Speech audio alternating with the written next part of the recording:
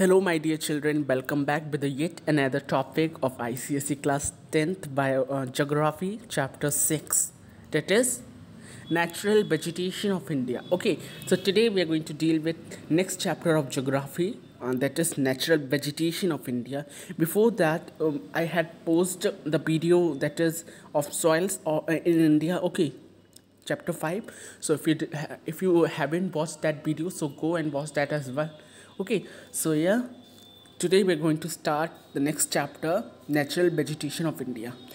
So children, this chapter is very interesting like the previous one. Okay, so we had read the soil. Okay, now we are going to see what is the natural vegetation in our India, what type of vegetation we are having in our own country. Okay, so without wasting no more time, let's get through to our video. And yep, before starting the video, let me start our today's day with a beautiful quote that is regarding to trees only. Okay, that is, trees are poems that the earth writes upon the sky. Okay, means trees are those poems that is written by earth. Okay, on which sky. Okay, means earth writes a poem, that is the tree, and written upon the sky. Okay, अर्थ एक pome लिखती है, जैसे जो tree है, अर्थ क्या pome लिखती है जो ट्री है, और वो किसके लिए है, ट्रीज, उसके लिए, स्काई के लिए है. समझ आई बात, what I am saying. Suppose एक पोएट है. ओके, पोएट एक पोएम लिखता है. Let's take an example of daffodils. Okay, daffodils किसने लिखी थी, विलियम वर्ड्सवर्थ थे. ओके, किसके ऊपर लिखी थी, डैफोडिल्स के ऊपर लिखी थी ना. तो जो डैफोडिल्स पोम वो लिखी थी विलियम वर्ड्सवर्थ ने. तो यहाँ पे विलियम वर्ड्सवर्थ कौन है, अर्थ है.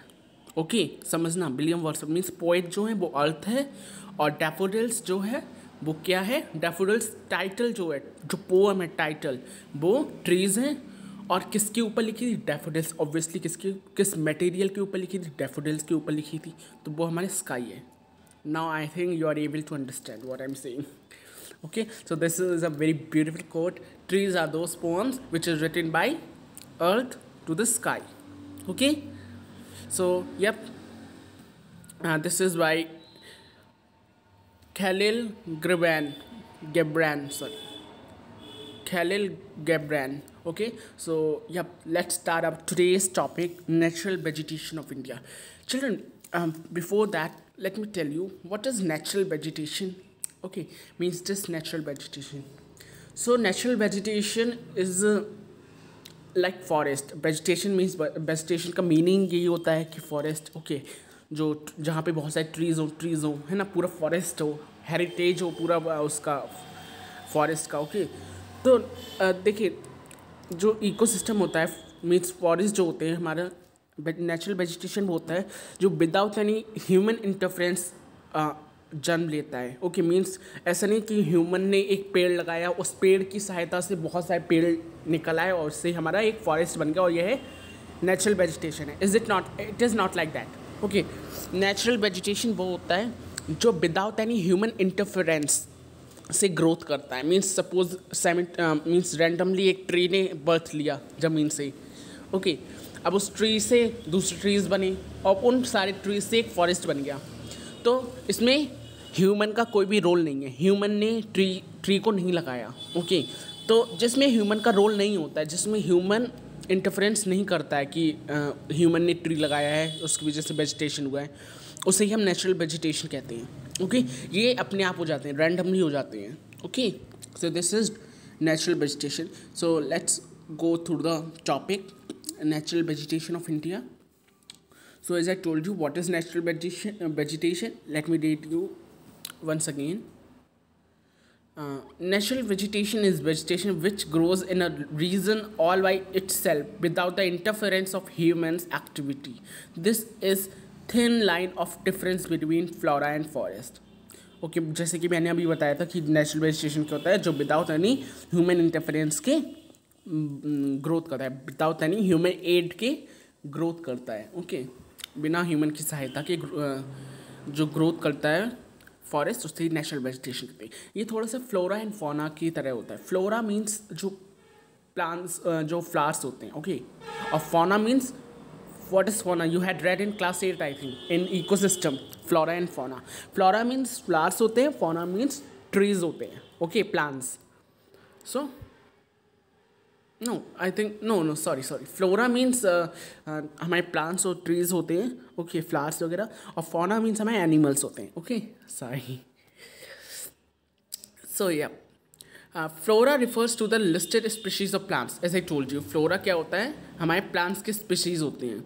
Forest refers to a large tract of land covered with trees and shrubs. जो हमारा फॉरेस्ट होता है वो किस चीज़ से सबसे ज़्यादा, उसे फॉरेस्ट ही क्यों कहा जाता है, जंगल क्यों कहा जाता है, क्योंकि उसमें ट्रीज हैं, इजंट है, और उसमें एनिमल्स हैं, that's why it is known as forest, okay. तो ये जो होता है फॉरेस्ट होता है, ओके, जहाँ पे फ्लोरा एंड फौना होते हैं, okay. And natural vegetation of a region is influenced by several factors such as temperature, rainfall and altitude. India has a variety of forest and natural vegetation with different from region to region. देखिए जो forest होता है वो किस चीज़ से refer करता है, मतलब क्यों ग्रो करता है, क्योंकि उसके लिए एक ऑप्टिमम टेम्परेचर रहता है, इजंट इट। एंड नेक्स्ट हमारी सॉइल की प्रोडक्टिविटी उस चीज़ में अच्छी होनी चाहिए, रेनफॉल अच्छा होना चाहिए, एक एल्टीट्यूड होना चाहिए, एक हाइट होनी चाहिए। ये फैक्टर्स होते हैं फॉरेस्ट को मतलब प्रोडक्टिविटी देने वाले, ओके। सो इंडिया के पास बहुत सारे टाइप्स की फॉरेस्ट हैं, as we know, okay. India has a largely number of forest and this forest and all, okay. So this is all about natural vegetation. Natural vegetation में बस इतना याद रखना कि ये नेचुरल वेजिटेशन का मीनिंग है कि प्लांट्स और ट्रीज का ग्रो करना, एक फॉरेस्ट का ग्रो करना विदाउट एनी ह्यूमन एड, बिना किसी ह्यूमन की सहायता के, okay. I hope this is clear to you. Now let's see types of foresters we are having, okay. Natural vegetation कितने टाइप्स के होते हैं, कितने टाइप्स के कितने टाइप्स के फॉरेस्ट होते हैं, ओके, हमारी इंडिया में. So children we are having, let's see. Children, we are having 5 types of flowers forest, okay. 5 types के हम फॉरेस्ट होते हैं हमारे पास. फर्स्ट हमारा होता है tropical evergreen forest, okay. Then हमारा होता है ट्रॉपिकल डेरिजियस या मॉनसून फॉरेस्ट. देन हमारे पास होता है ट्रॉपिकल ड्राई फॉरेस्ट, ओके, या ट्रॉपिकल डेजर्ट वेजिटेशन आप कह सकते हैं, ओके. फिर होता है हमारा डेल्टा या टाइडल फॉरेस्ट, ओके. देन हमारा mountain forest. Children, these types of forest we are having, okay. Tropical evergreen forest, tropical deciduous forest, and next we are having tropical desert forest, isn't it? Then littoral forest, okay. Littoral forest जो मैंने अभी बताया था delta और tidal forest वही है, okay. Then we are having the mountain forest, okay, mountain forest. These types of forest we are having. And फिर हम कुछ शॉर्ट्स टाइप्स के फॉरेस्ट होते हैं, मतलब मेन तो यही होते हैं. फिर हमारे पास हिमालय और टेम्परेट फॉरेस्ट होता है, फिर एल्पाइन फॉरेस्ट होता है. Then we are with southern mountain forest, okay. And that's it, these all are the forest, okay. But main आपके 5 टाइप्स के ही होते हैं, ओके. याद रखना 5 टाइप्स के कौन कौन से फॉरेस्ट होते हैं. Tropical evergreen forest, first one. Then tropical deciduous forest, okay. Next होता है tropical desert forest, okay. And next we are having the delta forest and the last one is the mountain forest. So हम इसके बारे में पढ़ने वाले हैं, इसके टेम्परेचर, इसका condition, importance, characteristics, okay, important species या उनके यूजेस, इन सबको हम देखने वाले हैं, okay. So let's start it. The first type of forest, that is tropical evergreen forest. Now नाम से पता चल रहा है evergreen. Tropical evergreen forest means, नाम से ही पता चल रहा है हमारा एवरग्रीन मीन्स जो हमेशा ग्रीन रहता हो, इजंट इट. अब जो हमेशा ग्रीन रहेगा इसका मतलब उसकी पत्तियां कभी झड़ेंगी नहीं, है ना. तो ये जो ट्रॉपिकल एवरग्रीन फॉरेस्ट होता है ये पूरे साल में एक ही बार अपनी पत्तियों को शेड करता है, एक ही बार अपनी पत्तियों को झाड़ता है. That's why it is known as the evergreen forest. क्योंकि ये साल में एक ही बार अपनी पत्तियों को झाड़ता है तो ये बहुत ज़्यादा डेंस होगा ना. तो इसलिए जहाँ पे भी इसके ट्रीज़ होते हैं वो इतने डेंस होते हैं, बहुत डेंस होते हैं, बहुत ज़्यादा डेंस होते हैं, पूरा अंधेरा हो जाता है, ओके. बिल्कुल ऐसे होते हैं कि सनलाइट तो ज़मीन पर पहुँच ही नहीं सकती, ज़मीन पर सनलाइट नहीं पहुँच सकती, इतनी डेंस होते हैं इनके trees, okay. The first characteristics बहुत लंबे होते हैं, नेक्स्ट ये बहुत डेंस होते हैं, इनकी लीव्स बहुत ज़्यादा डेंस होती हैं, ओके, और जिसकी वजह से यहाँ पे सनलाइट बिल्कुल नहीं पहुँच सकती, ओके, और ये साल में एक बार शेड करते हैं अपनी लीव्स को, एक बार झाड़ते हैं अपनी लीव्स को, ओके। ये तो कैरेक्टरिस्टिक्स हो गई कुछ। नाउ क्लाइमेटिक कंडीशन देख लेते हैं ट्रॉपिकल एवरग्रीन फॉरेस्ट की। देखिए इसके लिए हमें अप्रॉक्सीमेटली 250 सेंटीमीटर की एनुअल रेनफॉल होनी चाहिए। एनुअल का मीन है ईयरली, ओके, ईयर में हमें इतनी रेनफॉल इसके लिए चाहिए होती है 250 सेंटीमीटर, ओके। और टेम्परेचर होना चाहिए हमारा 25 degree Celsius to 27 degree Celsius के बीच में, ओके। ऑप्टिमम टेम्परेचर जिसे हम कहते हैं वो टेम्परेचर होना चाहिए इसका, ओके। अब ये डिस्ट्रीब्यूशन मीन्स ये कहाँ कहाँ पर है, इसका डिस्ट्रीब्यूशन कहाँ कहाँ पर है, इस एवरग्रीन फॉरेस्ट का डिस्ट्रीब्यूशन कहाँ कहाँ पर है। तो first one the coastal areas जो होते हैं, हमारा पेनिसुला एरिया, मैं बाबा कोस्टल एरिया क्यों कहता हूँ पेनिसुला जो एरिया होता है लाइक तमिलनाडु कोस्ट, जो कॉरमेंडल कोस्ट होते हैं वहाँ पे होता है, okay. Lakshadweep, okay, western Ghats, okay, Andaman and Nicobar islands and Assam का जो अपर पार्ट होता है, और तमिलनाडु, इन सब पे। अब चल रहा आपने ये देखा होगा कि ये सारी जगह पे बहुत सारी रेनफॉल होती है ना। तमिलनाडु में कितना रेनफॉल होता है ना। अंडमान निकोबार खुद एक आइसलैंड है तो उसमें वाटर तो होगा, ऑब्वियस सी बात है ना। एंड नेक्स्ट हमारा जो वेस्टर्न घाट्स हैं, क्योंकि ये घाट्स हैं तो इनमें पानी होगा। तो ये जो एवरग्रीन फॉरेस्ट हैं इन्हें बहुत जगह पसंद है जहाँ पर बहुत सारा पानी हो, क्योंकि तभी तो ये बढ़ पाएंगे, है ना। Then also they are able to they are able to exist, isn't it. तो इनके लिए ऑप्टिमम 250 सेंटीमीटर टू की रेनफॉल चाहिए होती है, ओके, एवरग्रीन फॉरेस्ट को। So this is the climatic condition, okay, and distribution. ये क्लाइमेटिक कंडीशन और डिस्ट्रीब्यूशन हो गया इसका कि कहाँ कहाँ पे पाए जाते हैं evergreen forest, okay. Now next हमारा है कैरेक्टरिस्टिक्स फीचर्स क्या क्या है इसके। Trees in the region of evergreen forest में reach up to the height of 60 meters और मोर, मतलब 60 मीटर उससे ज़्यादा की हाइट को तक पहुंच जाते हैं ये ट्रीज। मतलब 60 मीटर समझ रहे हैं, बहुत ज़्यादा, बहुत ज़्यादा, ओके। 60 मीटर आप ऐसे लगा लीजिए अपनी कोई भी पास के सिटी को, पास के मतलब नहीं, कोई भी सिटी को एज्यूम कर लीजिए। लाइक मेरे पास का सिटी है 24 किलोमीटर दूर है, ओके, या इस तरीके से आप देख लीजिए, आपको खुद इमेजिन हो जाएगा। 60 मीटर्स बहुत लंबे होते हैं 60 मीटर्स, ओके। और ये there is rich growth of plants life because the region receive more than 200 centimetre rainfall. इनमें प्लांट्स बहुत अच्छे होते हैं क्योंकि इनमें रेनफॉल बहुत अच्छी होती है, ओके। रेनफॉल, देखिए रेनफॉल एक बहुत बड़ा फैक्टर है, ओके, एक बहुत क्रिशियल फैक्टर है रेनफॉल और टेम्परेचर, दो चीज़ें। अगर ये दोनों चीज़ें हैं then only the plant can exist, okay. Without them they won't be able to exist, okay. ये जो प्लांट्स होते हैं तो इनके लिए rainfall is very crucial, very mandatory, okay. Next there is no definite season for plants shade their leaves. A tree do not shade their leaves at the same time, hence the forest always appear green. जैसे कि मैंने अभी बताया था कि ऐसा नहीं कि हर समय ये लीव्स, जैसे कि हमारे कॉमन प्लांट्स होते हैं, ओके। सो ये जो है अपनी लीव्स को मतलब शेड करते रहते हैं समय समय पर, है ना। मंथ में कर लिया, मंथ में 2 बार, मंथ में कर लिया, है ना, इस तरीके से शेड करते रहते हैं। पर इन एवरग्रीन फॉरेस्ट में ऐसा कुछ नहीं होता है, ये पूरे ईयर में एक बार ही अपना शेड करते हैं लीव्स को, ओके। बाई चांस कभी कोई हो जाता है, इंजरी वगैरह की वजह से हो जाती है, वो अलग बात है, बट अपने आप शेड करते हैं लीव्स को, वो ईयर में एक बार करते हैं, एनुअली 1 टाइम, ओके। सो इसलिए ये हमेशा ग्रीन रहते हैं, that's why the name is evergreen forest. ना देखिए, एक तो सॉइल का और एक ट्री, इनका वेजिटेशन का नाम ही बता देता है कि कौन सा किस तरीके का फॉरेस्ट है, ओके। एवरग्रीन फॉरेस्ट में सदाबहार मीन्स सदा ग्रीन रहने वाला, इजंट इट। और सदा ग्रीन रहेगा तो इसकी लीव्स शेड ही नहीं होंगी, बहुत कम चांसेस हैं शेड होने के लीव्स के, है ना। तो ये हमारे कुछ इसके कैरेक्टरिस्टिक्स हो गए। ओके, नाउ नेक्स्ट हमारे important species of trees and there uses. Important species क्या क्या होते हैं इस जगह पे, मतलब क्या क्या, तो यहाँ पे हमारी कौन कौन सी स्पीसीज और स्पीसीज मिलती है। ओके, और उनकी यूजेस क्या क्या है हम देखने वाले हैं। फर्स्ट हमारा है रोजवुड। अब रोजवुड क्या है, रोजवुड का एक ट्रीज होता है। Let me show you what is rosewood tree.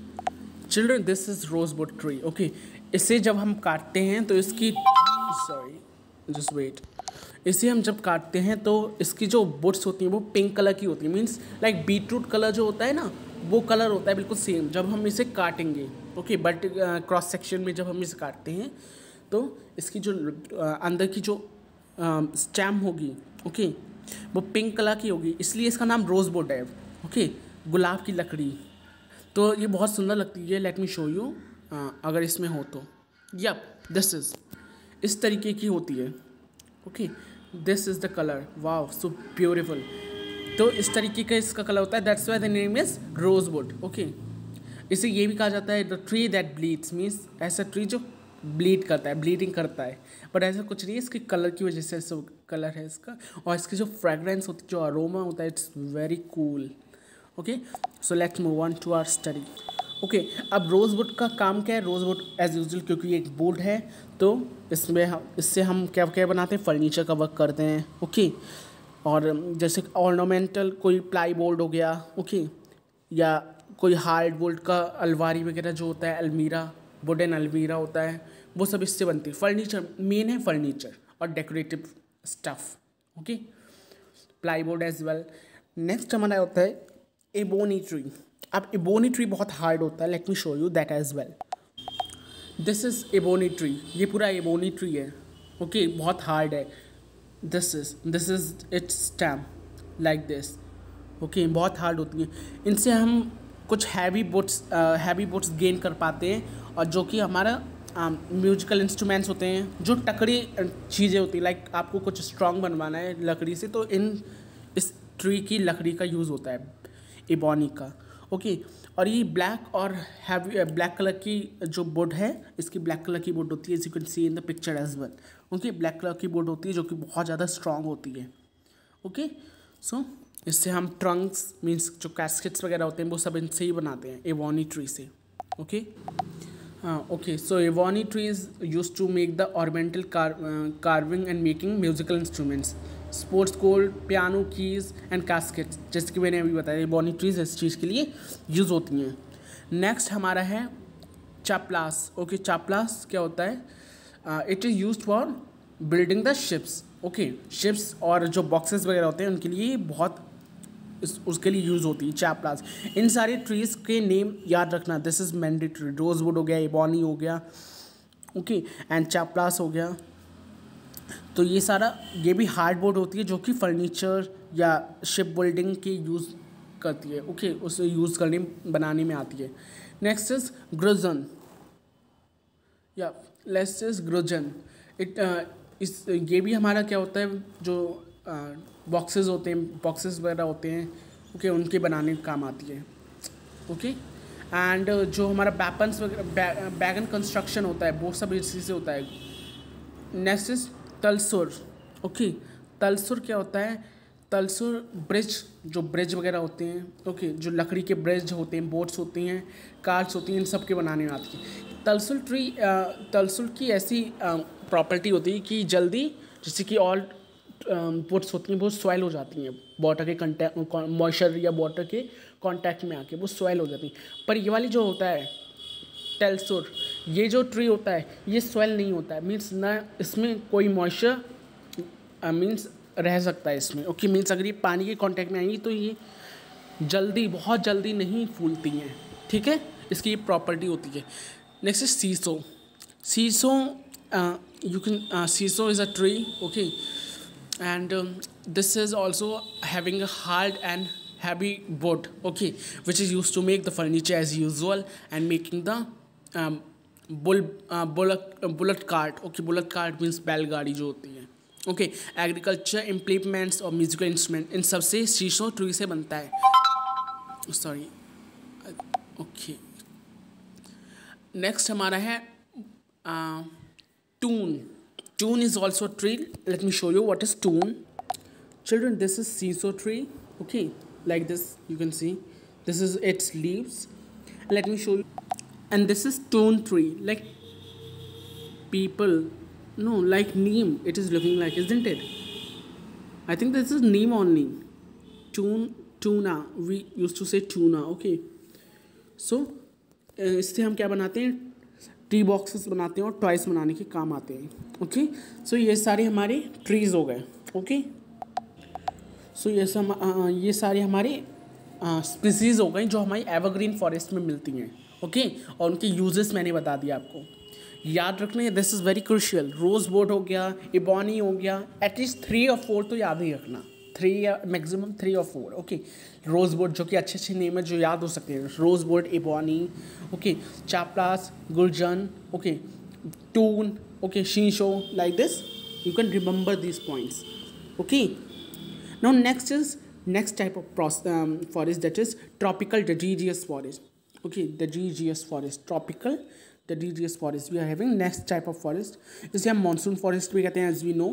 Okay, अब since this is the deciduous process of forest और monsoon forest, so इसमें क्या होता है, जब monsoon forest का है तो obviously rainfall होती होगी. तो इसमें 200 सेंटीमीटर से 200 सेंटीमीटर से 200 to 400 सेंटीमीटर तक रेनफॉल रिसीव करता है. ये वाला फॉरेस्ट होता है.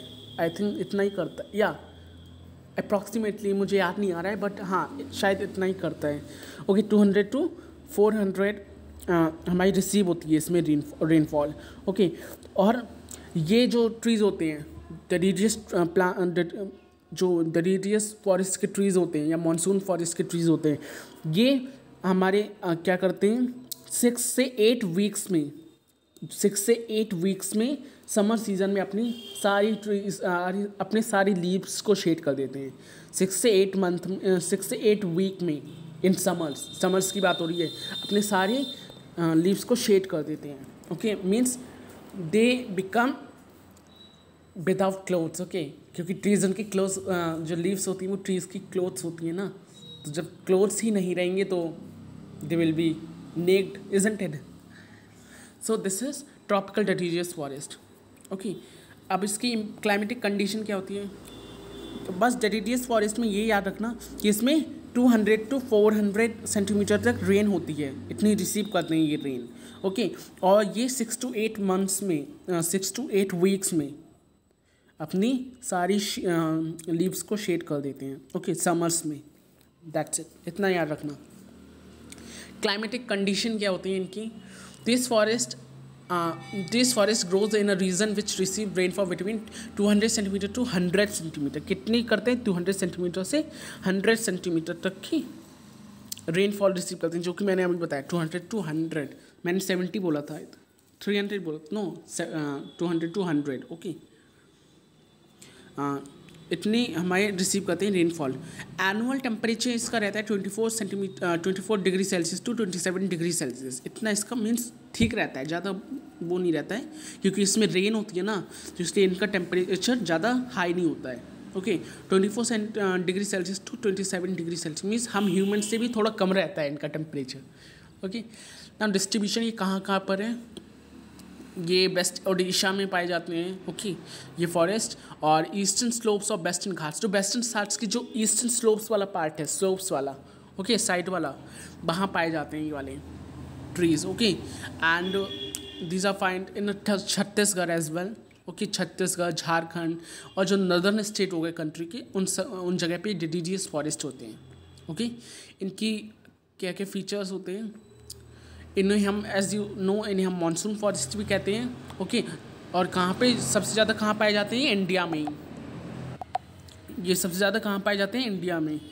ओके, और नेक्स्ट हमारा है based on the availability of water, this forest can be classified into moist deciduous forest and dry deciduous forest. Means water पे डिपेंड करता है. अगर वाटर जिस जगह पे ज़्यादा है तो उसे हम क्या कहेंगे, bad deciduous forest. Bad means जो मॉइस्ट है, ओके, क्योंकि उनमें पानी ज़्यादा है इसलिए हम उन्हें दो क्लासिफिकेशन में क्लासीफाइड करते हैं। तो first is moist deciduous forest, next is dry deciduous forest. जिसमें वाटर की कमी होगी ऑब्वियसली वो ड्राई डेडिडियस फॉरेस्ट होंगे, जिसमें वाटर ज़्यादा होगा उसे हम मॉइस्ट डेडिडियस फॉरेस्ट कहेंगे, ओके।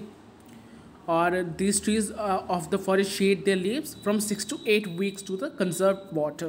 6 से 8 weeks में एज ए टोल्ड यू अपनी ट्रीज़ की लीव्स को शेड करते हैं, means in approximately April March, okay, मार्च अप्रैल में, ओके, या आप कह सकते हैं लेट स्प्रिंग या अर्ली समर में, ओके। लास्ट का जो स्प्रिंग का महीना चल रहा होता है, ओके, और जो समर का अर्ली वो होता है टाइम, उस जगह पे ये अपनी शेड करते हैं लीव्स को, ओके। नेक्स्ट हमारा या tropical deciduous forest are economically exploited and provide valuable timber. ये क्या करते हैं, ये हमें टिम्बर देते हैं, okay, timber, this forest gives us timber as well, okay. Means ये हमारी सारी क्या हो गई, हमारी इंपॉर्टेंट कैरेक्टरिस्टिक्स हो गई, ओके। और ये सबसे ज़्यादा एरिया को भी ऑक्यूपाई करते हैं हमारे एवरग्रीन फॉरेस्ट। एवरग्रीन फॉरेस्ट से ज़्यादा एरिया को हमारे ऑक्यूपाई करते हैं ट्रॉपिकल डेडिडियस या मानसून फॉरेस्ट, ओके। ये हमारा सारा कोस्टल से जो पेनिसुलर एरिया है सब में फैला हुआ होता है, ओके। जम्मू कश्मीर से नीचे नेपाल के पास से लेके पूरा नीचे तक सब फैला रहता है ट्रॉपिकल डेडिडियस फॉरेस्ट का, ओके। इसमें भी हमारा कुछ इंपॉर्टेंट स्पीसीज़ या ट्रीज़ रहते हैं, जैसे कि एज यूजुअल सॉल, जो साल होता है, okay. Do you know what is साल? साल it is use for making the doors and Windows. साल एक ट्रीज़ मैंने आई थिंक अभी दिखाया था आपको, ओके। हार्डवुड होती है ये भी, ओके, दिस इज़ हार्डवुड, जो कि बीम्स वगैरह या हाउसेस को कंस्ट्रक्ट करने के या विंडोज़ वगैरह बनाने के काम आता है। नेक्स्ट हमारा टीक भी हमारा हार्डवुड होता है, जो कि फर्नीचर बनाने का काम आता है। देखिए वुड का सबसे पहले यही काम होगा कि फर्नीचर, तो अगर आप सब में यही लिख देंगे, मतलब मैक्सिमम वुड्स जो होती हैं वो फर्नीचर के काम नहीं आती हैं, तो इट इज़ वैलिड, ओके। ये भी हमारे फर्नीचर बनाने का काम आता है, ओके। नेक्स्ट हमारा शीशम क्या होता है, डबल वुड होती है इसकी, ओके। शीशम जो होता है वो डबल वुड होता है, डबल वुड होती हैं, ये भी हार्ड वुड होती हैं, जो कि फर्नीचर, एग्रीकल्चर या डेकोरेटिव हमारे स्टफ़ होते हैं उनके लिए भी आता है काम, ओके। नेक्स्ट हमारा होता है mahua. I don't know what is this mahua, I am listening this tree for very first time.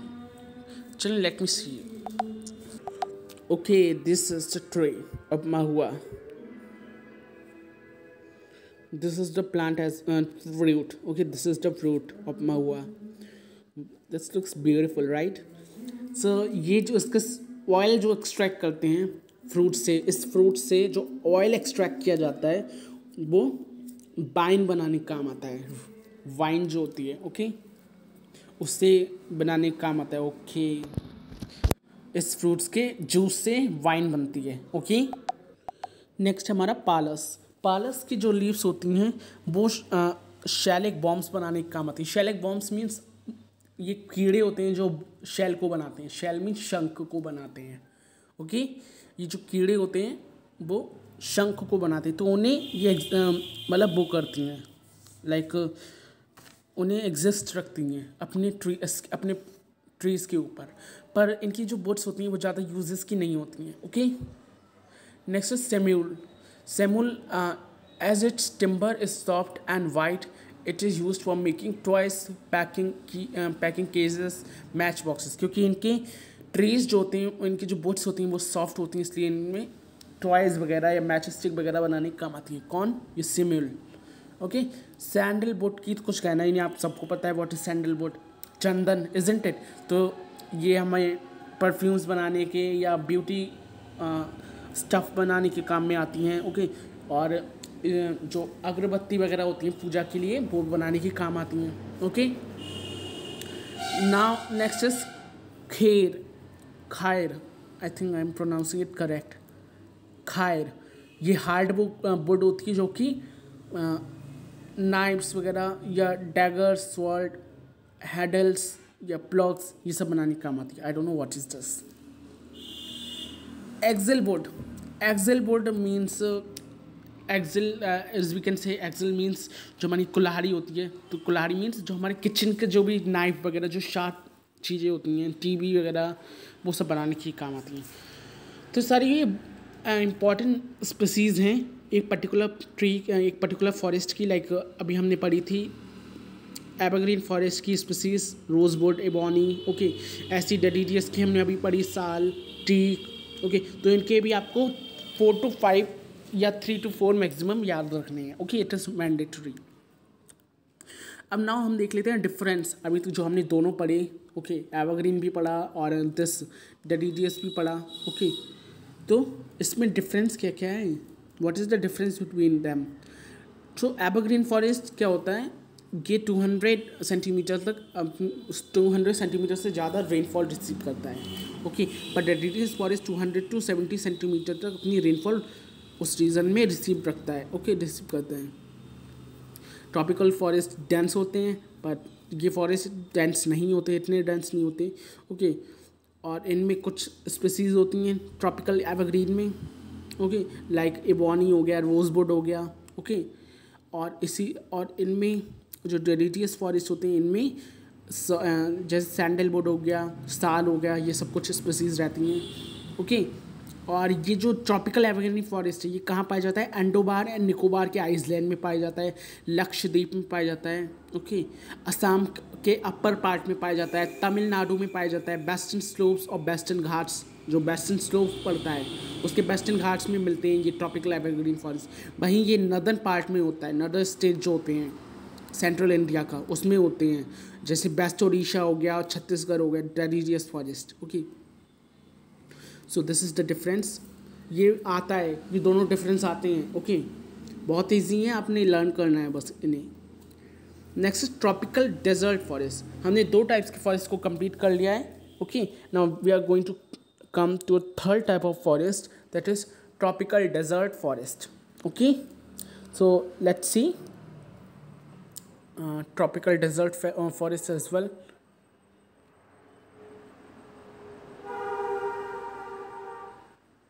Okay,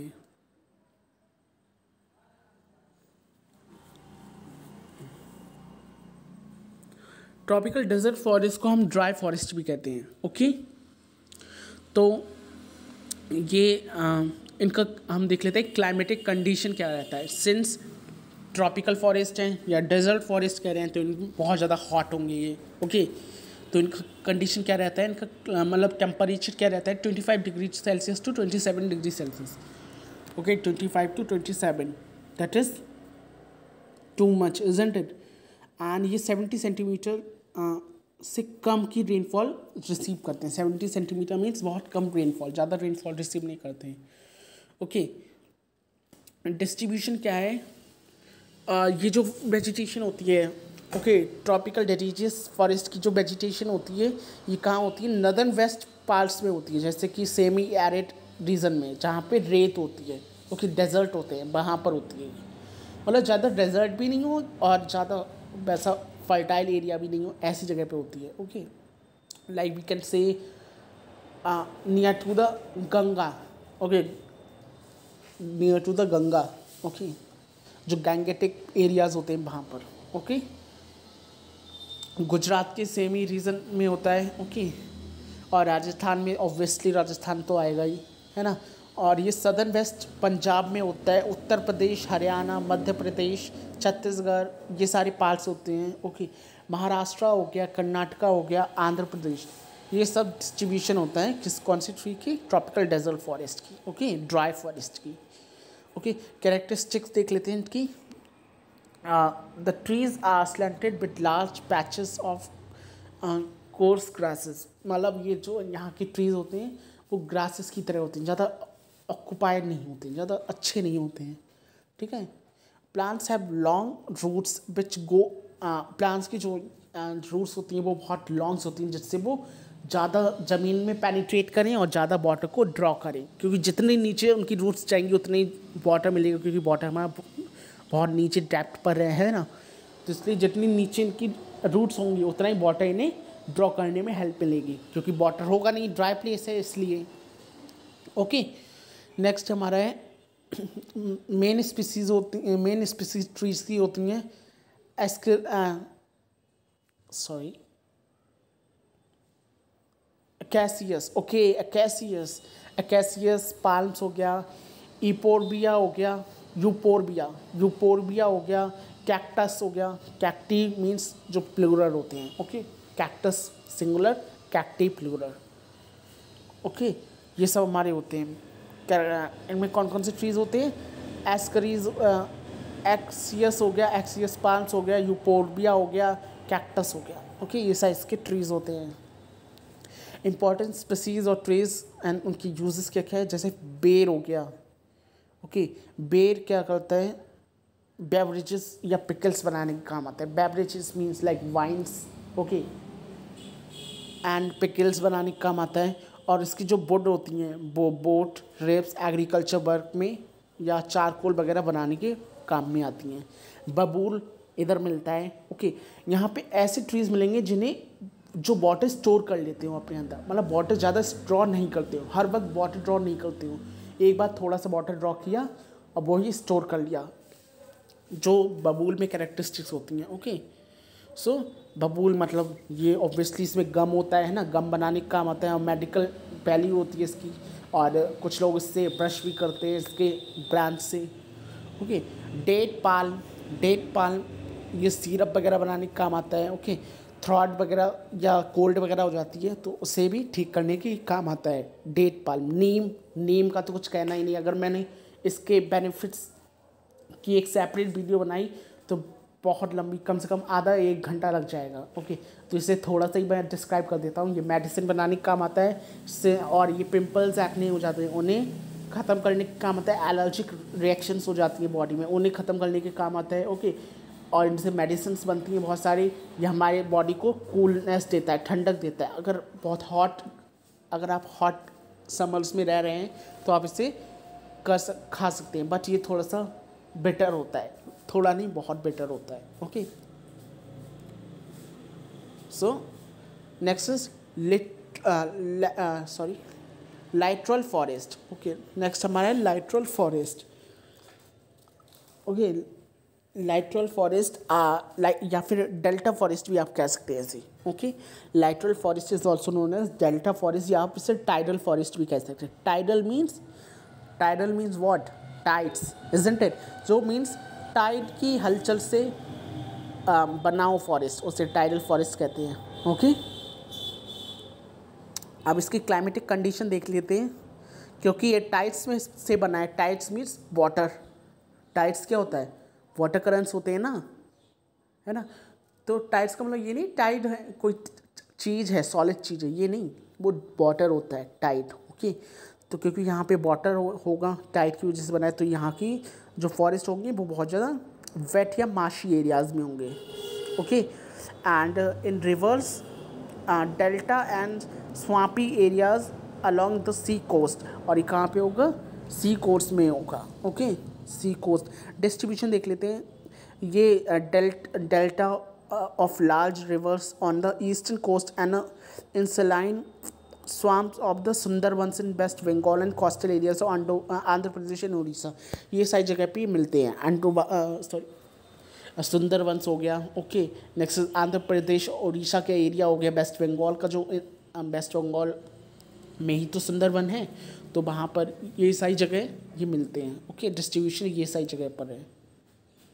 and characteristics features देख लेते हैं। What are the characteristics features?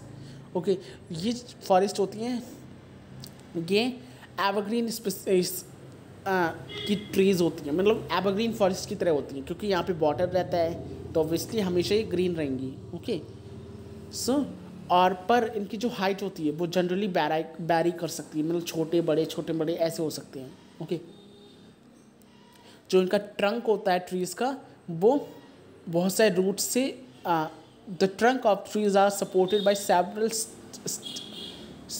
stilt roots which are submerged underwater. There is also a rich growth of climbers. यहाँ पे क्या होता है, जो उसका ट्रंक होता है, जो उसका तना होता है, वो बहुत सारे रूट से जकड़ा हुआ होता है रूट्स में, सॉइल में, जिससे बहुत स्ट्रॉन्ग हो जाता है ये ट्री। ओके, और इसमें क्लाइंबर्स आसानी से चढ़ सकते हैं। क्लाइंबर्स में जो चढ़ते हैं ट्रीज़ पर। ओके, इम्पॉर्टेंट स्पेसीज कौन कौन सी होती हैं ट्रीज़ की? Some important species of trees are keora, amur, sundari, बहारा एंड केन्स। ओके, ये सारे इसके स्पीसीज हो गए। Mangrove trees are used for fuel. Mangrove tree इधर होता है जो फ्यूल बनाने के काम में आता है। Okay, and now sundari trees are used for construction purposes and boat making. Sundari trees जो सुंदरवन में जो ट्रीज होते हैं उन्हें हम सुंदरी ट्रीज कहते हैं, जो बोट्स बनाने के काम आते हैं। ओके, ये तो हमारा हो गया लाइट्रॉल या tidal forest. Okay, next is mountain forest. Now what is this mountain forest children? Let's see the mountain forest as well. देखिए, mountain forests grow in a mountainous regions, as the name is saying mountain forest. So mountain forest या mountain forest, okay, जो भी mountain में grow करते हैं forest उन्हें mountain forest कहते हैं। Okay, at the temperature decreases with in increase in height. जितनी हाइट इंक्रीज होगी टेम्परेचर डिक्रीज होगा, ये हमने पहले पढ़ा हुआ है ना। इन्वर्सली प्रोपोर्शनल होते हैं दोनों, एल्टीट्यूड और टेम्परेचर। ओके, और there is change in the cover of natural vegetation on altitude. पर जैसे वो एक एल्टीट्यूड पर पहुंच जाते हैं तो वो एक चेंज वहाँ पर रहता है, क्योंकि वहाँ का टेम्परेचर कम हो जाता है। Okay, mountain forest can be divided into two types के माउंटेन फॉरेस्ट होते हैं, डिवाइड होते हैं, northern mountain forest and southern mountain forest. दो टाइप्स के होते हैं, नदर्न माउंटेन और सदर्न माउंटेन। ओके, अब नदर्न माउंटेन कौन कौन से होते हैं? जो हिमालय की जगह पर होते हैं, जिनका टेम्परेचर जो मॉइस्ट होते हैं। ओके, जो हमारा हिमालय है उस साइड में जो माउंटेन होंगे वो हमारे नदर्न माउंटेन होंगे। ओके, और एक हिमालय ड्राई टेम्परेट फॉरेस्ट होता है। ओके, और एल्पाइन फॉरेस्ट, ये सब हमारे फॉरेस्ट हो जाते हैं इधर। इनकी कंडीशन क्या क्या होती है, क्लाइमेटिक कंडीशन? इनमें जो रेनफॉल होती है वो 100 सेंटीमीटर से 300 सेंटीमीटर तक जा सकती है। ओके, और यहाँ पर स्नोफॉल भी होती है। Okay, snowfall so is also exist here. Next हमारा है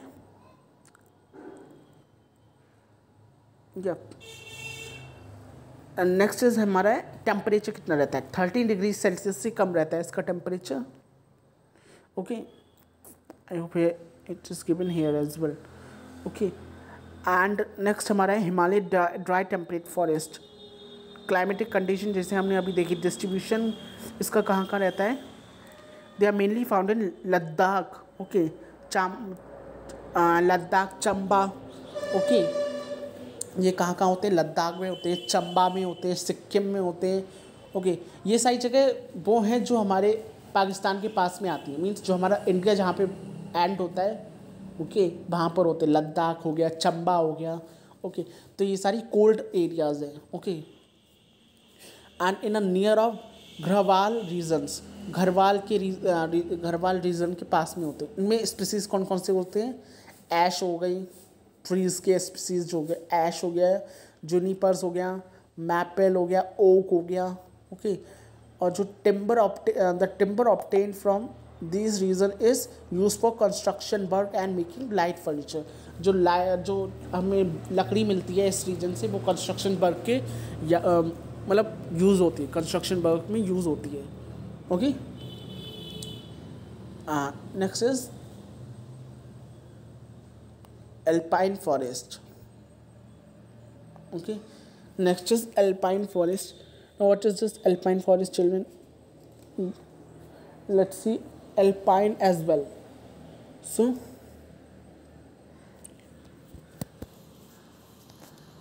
alpine forest, and then we are having, yep, this is the last forest.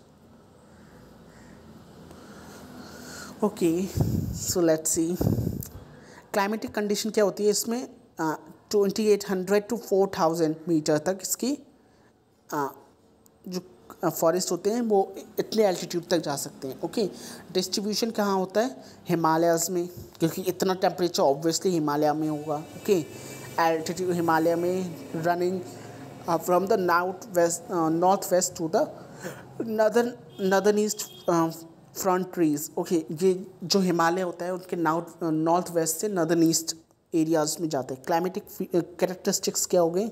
डेडिडियस forest are found at the foot hills of the Himalayas. Deciduous forest कहाँ मिलते हैं?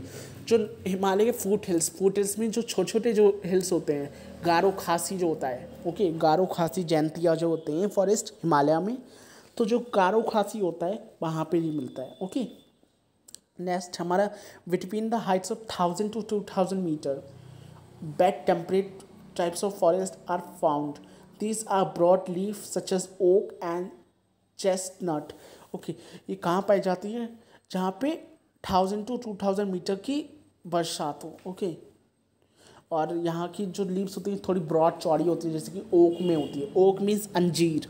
Okay, और temperate forest are found out at 1500 to 3000 metre. Okay, इसमें coniferous trees होते हैं। Coniferous trees वो होते हैं जिनमें कोन्स होते हैं, cone like Christmas tree have seen. Okay, Christmas trees में कोन्स होते हैं। ओके, इस तरीके से कॉनिफेरस ट्रीज होते हैं। Predominate and its region pine, cedar, fir, deodar, ये सारी ट्रीज जिसमें कोन्स होते हैं। ओके, ये सब इधर पाए जाते हैं।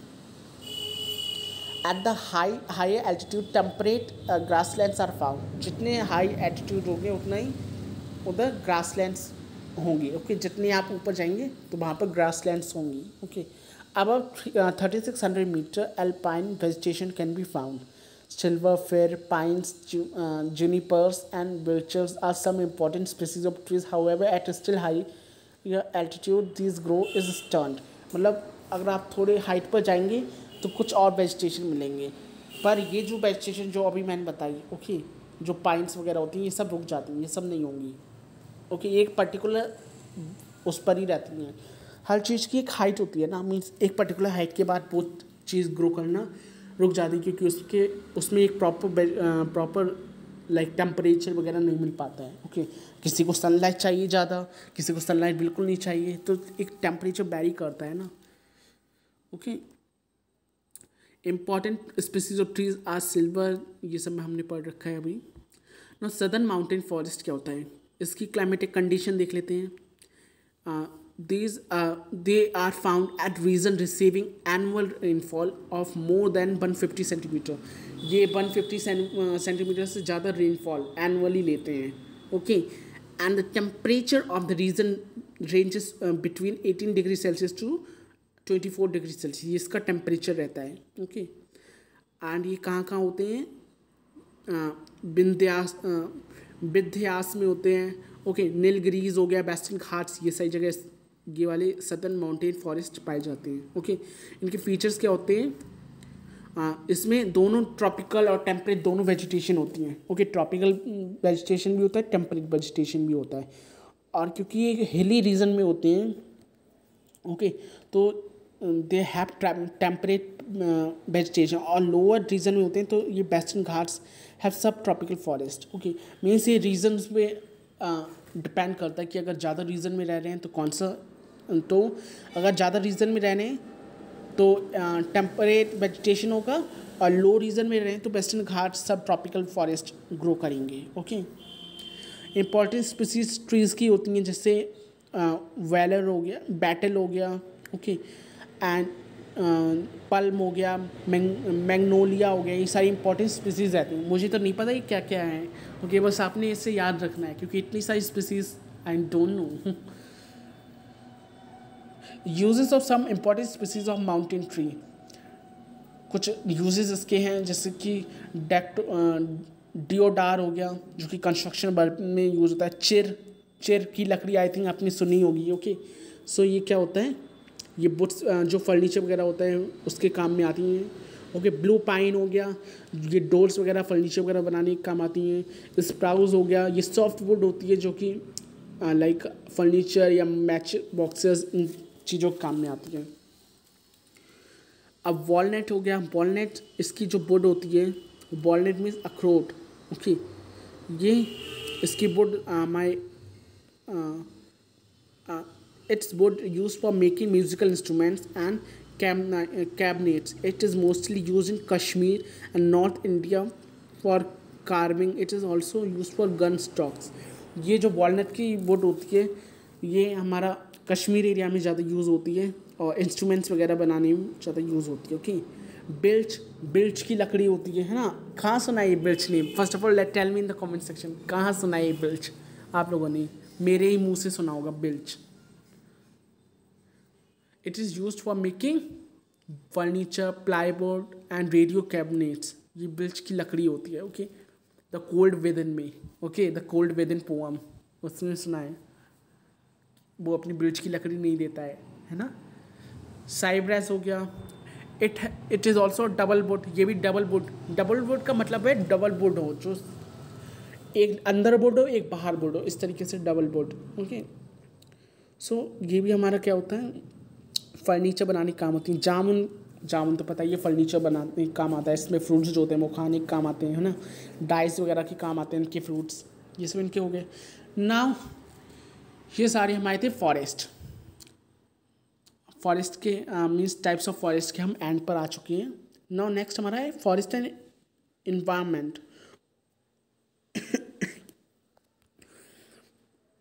फॉरेस्ट एंड एनवायरनमेंट तो मैं थोड़ा इनमें पढ़ रहा हूँ ज़्यादा, क्योंकि अब बहुत टाइम हो चुका है। So forest affect our environment in a following base.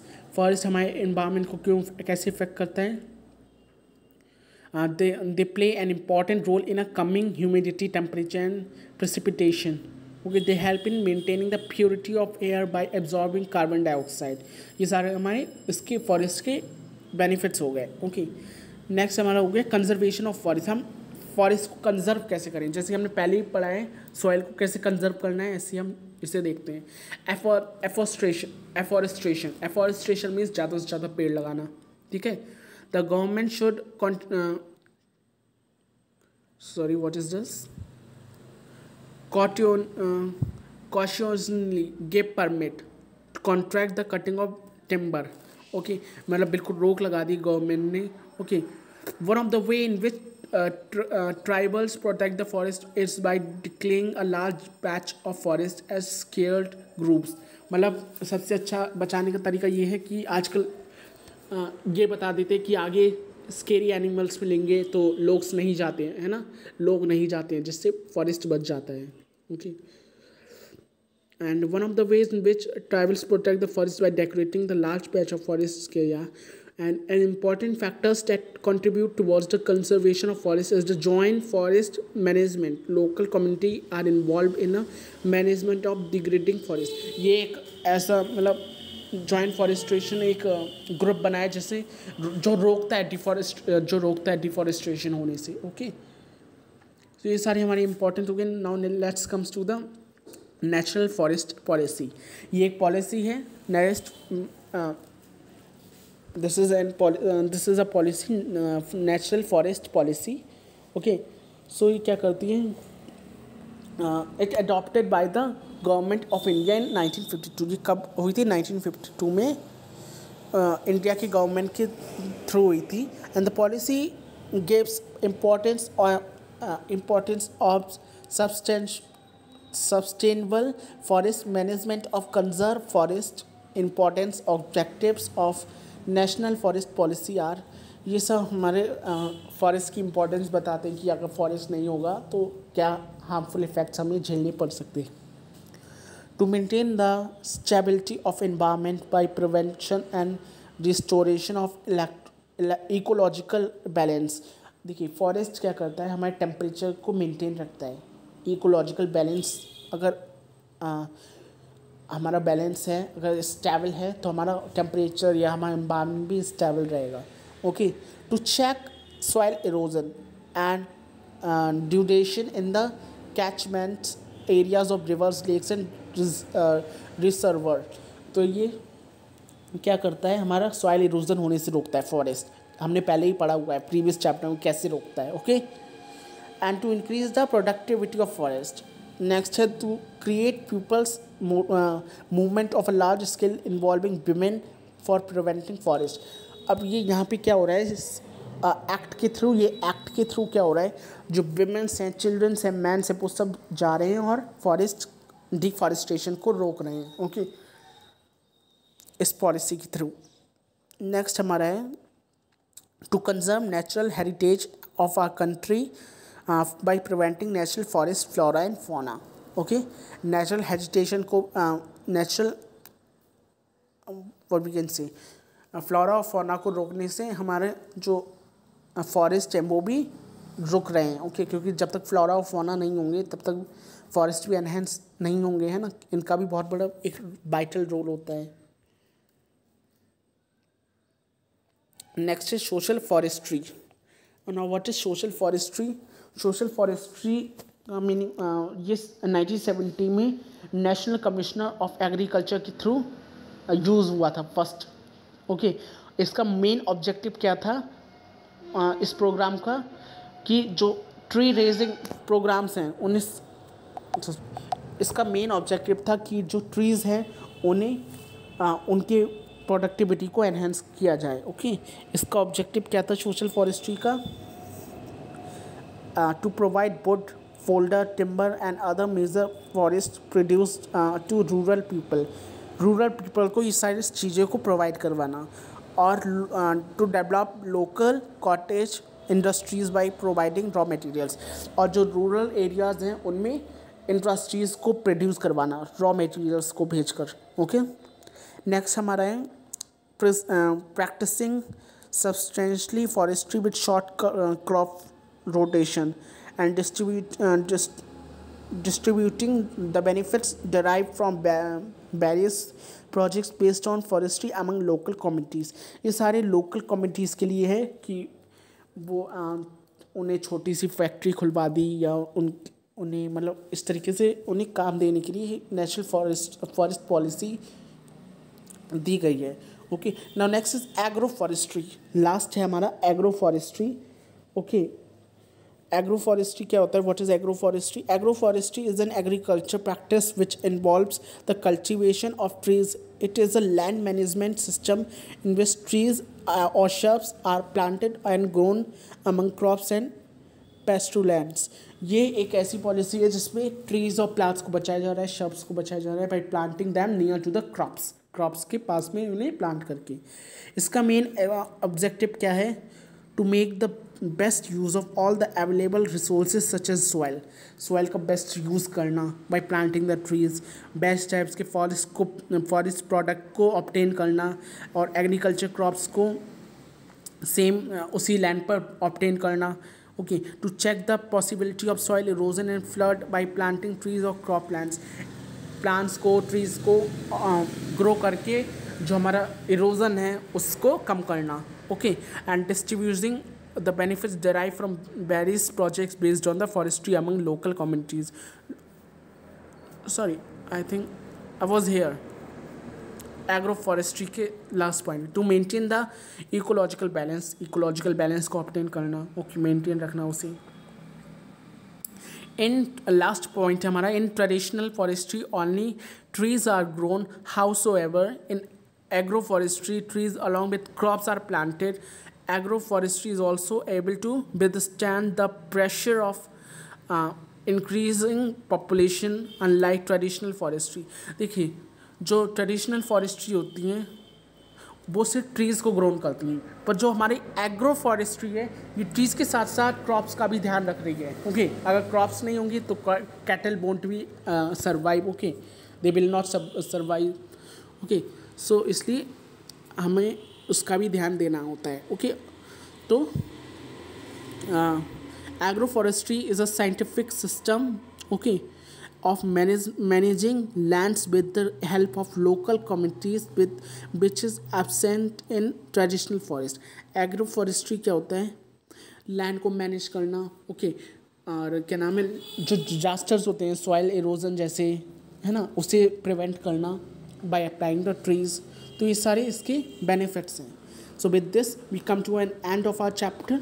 Okay, I hope this chapter is clear to you and yup This was very interesting, and if you love this video, so give this video a big thumbs up, subscribe to my channel and press the bell icon, and drop a comment right now, means not right now, when you saw this video, that how was the video.